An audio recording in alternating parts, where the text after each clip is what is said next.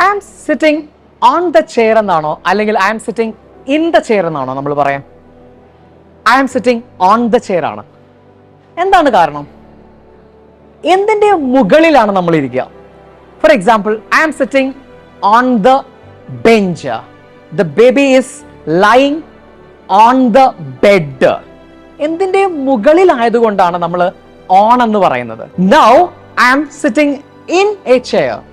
എന്തുകൊണ്ട് ഇന്ന്? ഇവിടെ ഈ കൈകളാണ് കാരണം. എന്ന് വെച്ചാൽ കൈയുള്ള കസേരയാണെങ്കിൽ അല്ലെങ്കിൽ ഒരു കോസി ആക്കാൻ പറ്റുന്ന നമ്മളെ ഒരു സോഫയിലൊക്കെ ഇരിക്കുകയാണെങ്കിൽ നമുക്ക് അതിനെ എന്ത് വിളിക്കാം? അവിടെ നമ്മൾ ഇൻ എന്നാണ് യൂസ് ചെയ്യാം. ഓക്കെ, ബാക്കിയെല്ലാം ഓൺ ആണെങ്കിൽ കൈയുള്ള കസേരയാണെങ്കിൽ ഇൻ എന്നാണ് നമ്മൾ യൂസ് ചെയ്യുക. അതിനകത്താണ് നമ്മൾ ഇരിക്കുന്നത്. Okay, now I am sitting in this chair. Now I can sit on this table, I can sit on a stool, and I can sit in this armchair, and now I'm sitting dash this table. Now I'm sitting at this table. That means ഞാൻ ഈ ടേബിളിന്റെ മുൻപിലാണ് ഇരിക്കുന്നത് അല്ലേ? I am in front of this table. അതിന് നമ്മൾ പറയാം I am sitting at this table എന്നാണ്. Okay.